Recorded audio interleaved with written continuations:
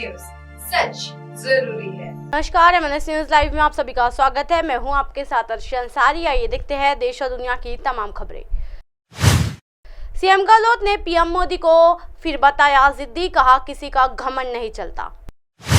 पंजाब में फिर साथ आ सकते हैं बीजेपी, SAD अमित शाह का दाव कैसे आपके लिए है झटका।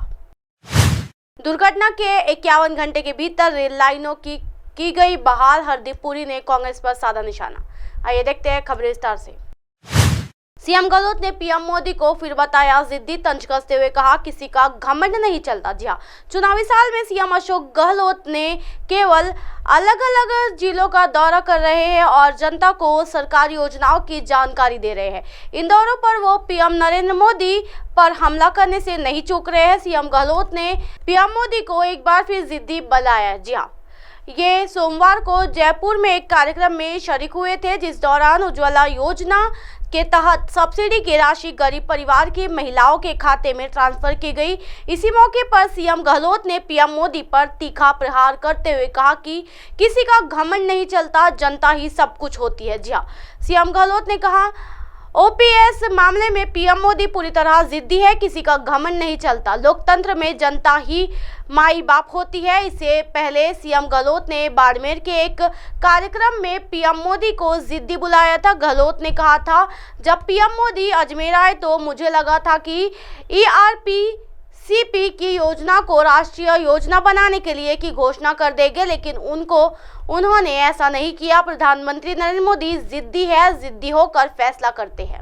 14 लाख महिलाओं के खाते में 60 करोड़ की सब्सिडी ट्रांसफर। जी हाँ, सीएम गहलोत ने BPL परिवार की 14 लाख महिलाओं के खाते में गैस सिलेंडर की सब्सिडी के 60 करोड़ रुपए ट्रांसफर करवाए हैं। सीएम गहलोत ने कार्यक्रम को संबोधित करते हुए कहा कि जो भी परिवार जून तक महंगाई राहत कैंप से जुड़ेगा, उसे 1 अप्रैल से लेकर अब तक खरीद गए सिलेंडरों पर सब्सिडी की राशि दी जाएगी। उधर महिलाओं को मोबाइल वितरण योजना के तहत अब तक सेलफोन नहीं मिल रहे हैं। इस पर सफाई देते हुए सीएम गहलोत ने कहा कि चिप की कमी के कारण देरी हुई है, लेकिन 40 लाख महिलाओं को एक साथ मोबाइल बांटे जाएंगे। सबसे पहले जरूरतमंद और विधवा महिलाओं को इसका लाभ दिया जाएगा। पंजाब में फिर साथ आ सकते हैं बीजेपी, SAD अमित शाह का दाव कैसे आपके लिए है झटका। जी हाँ, पंजाब की सियासत और नेशनल डेमोक्रेटिक अलायंस यानी NDA के पुराने साथी भारतीय जनता पार्टी और शिरोमणि अकाली दल फिर एक हो सकते हैं। जी हाँ, दरअसल हाल ही में हुए शिरोमणि गुरुद्वारा प्रबंधक कमेटी यानी SGPC के अध्यक्ष हरजिंदर सिंह धामी और केंद्रीय गृह मंत्री अमित शाह की मुलाकात से ऐसे संकेत मिल रहे हैं। हालांकि दोनों दलों की तरफ से आधिकारिक तौर पर कुछ नहीं कहा गया। जी, दरअसल बैठक के 2 दिन बाद ही अमृतसर प्रशासन ने 17 साल पुराने एक प्रस्ताव की कॉपी जारी की है। इसमें स्वर्ण मंदिर परिसर में नारेबाजी और मीडिया इंटरव्यू की मनाही, 6 जून को ऑपरेशन ब्लू स्टार की वर्षगांठ और पल्लूघारा दिवस की संध्या को जारी किया गया। हालांकि अकाल तख्त की तरफ से सिख धर्मगुरुओं की तरफ से दिए गए निर्देशों को मीडिया से जारी करना नई बात है। जी हाँ, लेकिन पहली बार जिला प्रशासन की तरफ से ये कदम उठाया गया है। अब खास बात है कि SGPC के अधिकांश सदस्य शियत से है। जी हाँ, ऐसे में अटकलें तेज हो गई है कि भाजपा और शियत साथ आ सकते हैं। एक मीडिया रिपोर्ट्स में सूत्रों के हवाले से बताया गया है कि हालिया जालंधर लोकसभा उपचुनाव में आम आदमी पार्टी के जीत के बाद शियत ने भाजपा के साथ फिर संपर्क साधने पर विचार किया है।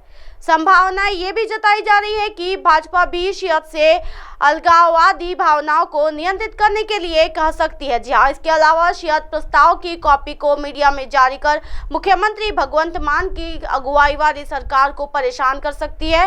15 मई को ही जिला प्रशासन ने अकाल तख्त जत्थेदार ज्ञानी हरप्रीत सिंह के निजी सचिव जसपाल सिंह का पत्र सार्वजनिक किया गया था। हादसे के 51 घंटे के भीतर रेल लाइनों की गई बहाल, हरदीप पुरी ने कांग्रेस पर साधा निशाना। जी हाँ, ओडिशा ट्रेन हादसे के बाद विपक्ष लगातार केंद्र सरकार पर हमलावर है। जी हाँ, विपक्षी नेता रेल मंत्री के इस्तीफे की मांग कर रहे हैं। इस बीच केंद्रीय मंत्री हरदीप सिंह पुरी कांग्रेस पर पलटवार किया है। उन्होंने कहा कि सोमवार को कहा कि 26/11 के आतंकवादी हमले के बाद मुंबई पहुंचने में एनएसजी को 10 घंटे से ज्यादा का वक्त लगा था। हादसे के बाद पीएम ने बालासोर दुर्घटना स्थल पहुंचे। 3 केंद्रीय वहां पहले से ही मौजूद थे। दुर्घटना के 51 घंटे के भीतर रेल लाइनों को बहाल कर दिया गया। दरअसल 2 जून को ओडिशा के बालासोर में 3 ट्रेनों के पटरी से उतरने के बाद भीषण दुर्घटना हो गई थी। इस घटना में 280 से ज्यादा लोगों की मौत हो गई थी, वहीं करीब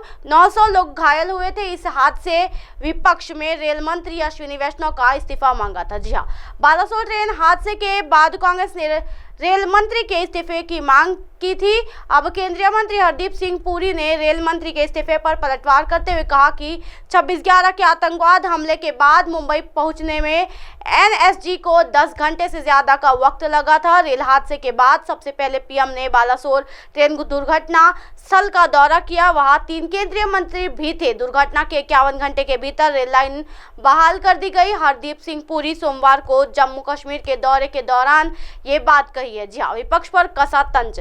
केंद्रीय मंत्री हरदीप सिंह पुरी ने विपक्षी दलों की बैठक को लेकर तंज कसा। पुरी ने कहा, हम चाहते हैं कि एक जिम्मेदार विपक्ष हो, लेकिन ये तो अलग तरह की विपक्षी एकता है।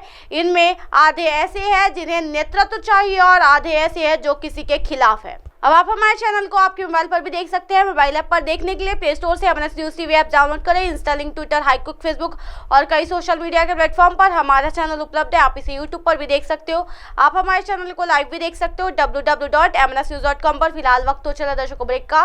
ब्रेक से लौटने के बाद देखिएगा देश और दुनिया की तमाम खबरें। बने रहिए एमएनएस न्यूज पर। नमस्कार।